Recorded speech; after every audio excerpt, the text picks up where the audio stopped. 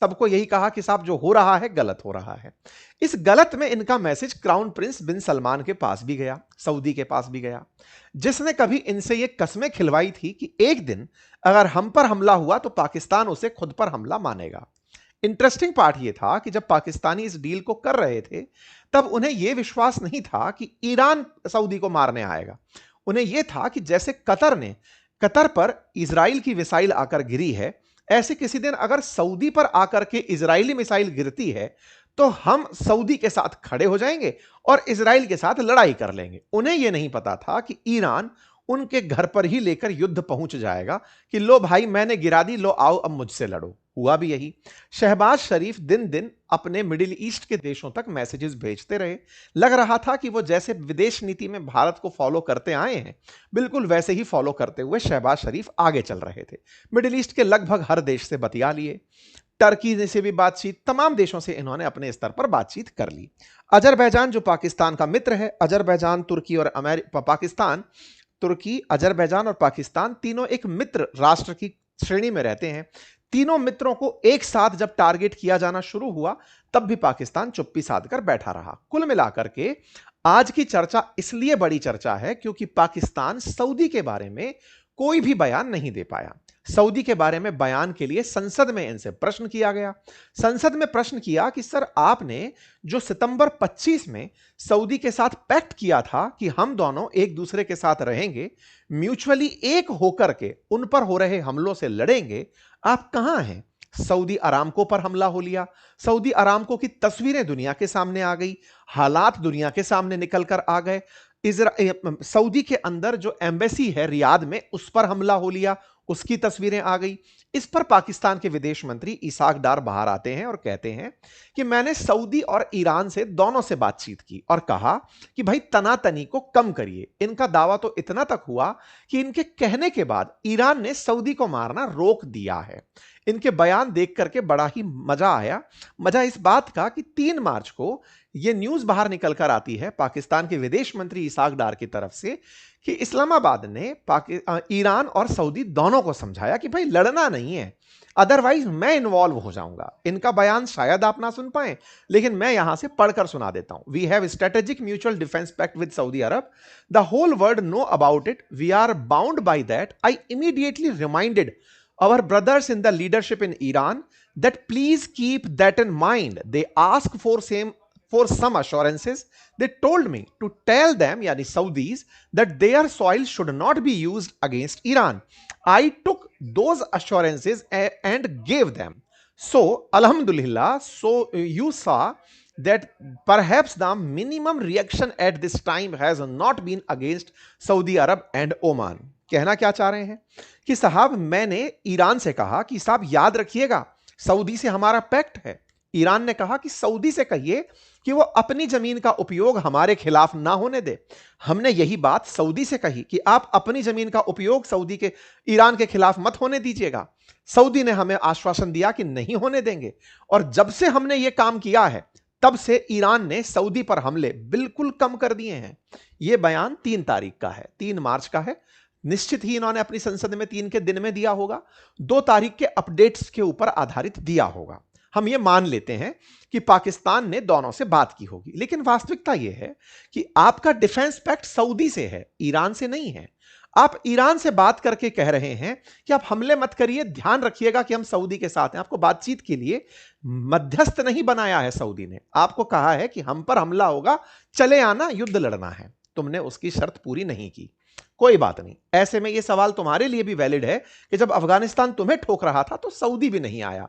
हमारे देश में इस बात को बहुत बड़ा चढ़ा के दिखाया गया था कि एक दिन ये सब एक होकर के किसी दिन भारत के खिलाफ एक हो जाएंगे।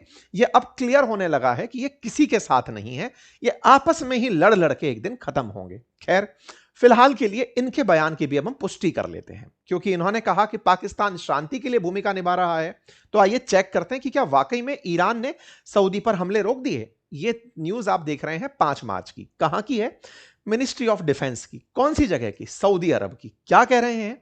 इनके ऑफिशियल स्पोक पर्सन का कहना है कि इन्होंने ईरान की तरफ से आए हुए ड्रोन जो कि अल जाफ रीजन पर आ रहे थे, उन्हें न्यूट्रलाइज किया है। 5 तारीख को, 4 मार्च को भी देख लेते हैं।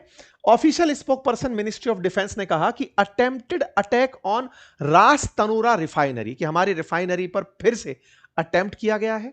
और देखिए 6 मार्च की 3 ballistic missile launched towards Prince Sultan airbase. और देखिए 6 मार्च की a drone in the eastern region, ये देखा गया है। आज की स्थितियां हैं ये। पाकिस्तान 3 तारीख को क्लेम कर रहा था कि इसकी बातों को मान लिया गया। कोर्सेज एआई पर आ चुके हैं, जाइए, बहुत अल्टीमेट कोर्स है, वर्थ विजिट है, आप जाकर के उसे एक्सेस करिए। और इतना ही नहीं, अपने और साथियों को उसे रिकमेंड करिए, निश्चित ही आप इससे बेनिफिट पाएंगे। बहुत सारे छात्रों की इस पर प्रतिक्रियाएं बहुत ही अल्टीमेट मिल रही हैं। हम कंक्लूड करें, कंक्लूड यह है कि सऊदी के साथ इसने अपना वादा खिलाफी किया। वादा खिलाफी में सबसे बड़ा सवाल यह कि अगर यह उतर जाता तो इसे डर इस बात का था कि कहीं ईरान इनके खिलाफ मोर्चा ना खोल दे। तो सऊदी अरब निश्चित ही इनकी वजह से यह तो समझ चुका होगा कि पाकिस्तान ट्रस्टवर्दी मित्र नहीं है, जिसके लिए इन्होंने इस तरह के बिल्कुल आवाभगत की थी कि आइए आपका स्वागत सम्मान है, लेकिन ऐसा नहीं हुआ। अगर यह हो जाता तो ईरान इनको भी तुरंत पनिशमेंट टिकाता, भले ही ये कितने ही बड़े न्यूक्लियर वेपन स्टेट रहे। आप कहेंगे नहीं नहीं साहब, पाकिस्तान के पास न्यूक्लियर बॉम्ब है, उसके खिलाफ वो नहीं मोर्चा खोलेगा। सुनिए, ईरान को पता है कि इजराइल के पास न्यूक्लियर बॉम्ब है, आए दिन गोला फेंक रहा है। ईरान को पता है कि अमेरिका के पास न्यूक्लियर बॉम्ब है, आए दिन अमेरिकी बेसेस को ठिकाना निशाना बना रहा है। तो यह दिमाग में मत रखिएगा कि पाकिस्तान के पास न्यूक्लियर बॉम्ब है, इससे ईरान डर जाएगा। ना ना ना, अफगानिस्तान ही नहीं डर रहा इनके न्यूक्लियर बॉम्ब से। ये तो हमारे देश की मीडिया में चलता है, क्योंकि अमेरिका कह देता है कि साहब न्यूक्लियर बॉम्ब था, दोनों पे चल जाता नुकसान हो जाता। नहीं साहब, इनको न्यूक्लियर बॉम्ब का कतई टेंशन नहीं है। अफगानिस्तानियों की वो बात याद है ना कि होंगे तुम्हारे पास न्यूक्लियर बॉम्ब, हमारे पास आत्मघाती हैं, जाके फट जाएंगे तुम्हारे देश में। तो कुल मिलाकर के वैसे हालात यहां पर पाकिस्तान के लिए इंटरनेशनल ह्यूमिलिएशन का कारण बन रहे हैं। खैर, पाकिस्तान अपनी तरफ से सारी बातें कर रहा हो, लेकिन अपोजिशन पाकिस्तान की संसद में यह सवाल उठा रहा है कि पाकिस्तान ने ईरान को कहा हम साथ खड़े हैं, पाकिस्तान ने सऊदी से कहा हम साथ खड़े हैं, दोनों ने कहा माइंड योर ओन बिजनेस, चुपचाप रहिए, बैठ जाइए, हम तुम्हारी कोई बात नहीं सुन रहे हैं। ये पाकिस्तान के ही सांसद हैं जो इनके अंदर कह रहे हैं कि ईरान बहाना है, पाकिस्तान निशाना है। इन्होंने कहा कि आने वाले समय में असली टारगेट पाकिस्तान है, यह मत भूलो। भारत असल में इजराइल से पाकिस्तान के लिए समझौता करके आया है कि तुम ईरान को मार लो तब हम चुप रहेंगे, लेकिन अगर ऐसा हुआ तो हम पाकिस्तान के केस में तुम्हारा साथ चाहेंगे। इन्होंने बयान गुरियन का कोट किया, पूर्व प्रधानमंत्री इजराइल के, कि वो तो कहते ही हैं कि पाकिस्तान हमारा दुश्मन है।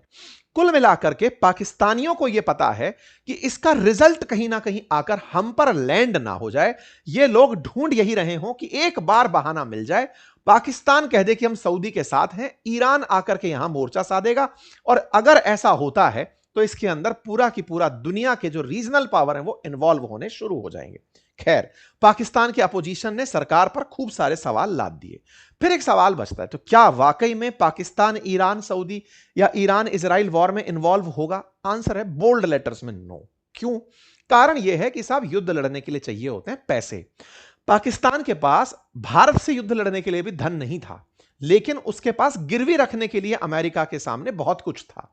वो अपने रिसोर्सेज को जाके अमेरिका के सामने गिरवी रखाया कि सर सुनिए, ये पकड़िए, आप हमारे मिनरल्स को निकाल लीजिएगा, भारत से हमारा युद्ध रुकवा दीजिए, हम क्रेडिट आपको दे देंगे, कहेंगे कि पीस प्रेसिडेंट कह दो इन्हें। हुआ भी ये, दुनिया ने सबने देखा। फिर इसकी मौकरी बनते सबने देखा कि ट्रंप इन्हीं के कहने पे पहले बोले 5 फाइटर जेट गिरे, 6 गिरे, 7 गिरे, 8 गिरे, 9 गिरे, 10, अब तक 11 गिरा चुके हैं। तो लोगों को समझ में आ गया कि ये केवल एक फर्जीवाड़ा था। अब पाकिस्तानियों को भी ये समझ में आ गया था कि ये सब पूरी कुल मिला के फर्जीवाड़ा रहा। भारत चुपचाप बैठ गया कि ठीक है, तुम लोग खेल लो एक बार, खुद के खेल में फंसोगे।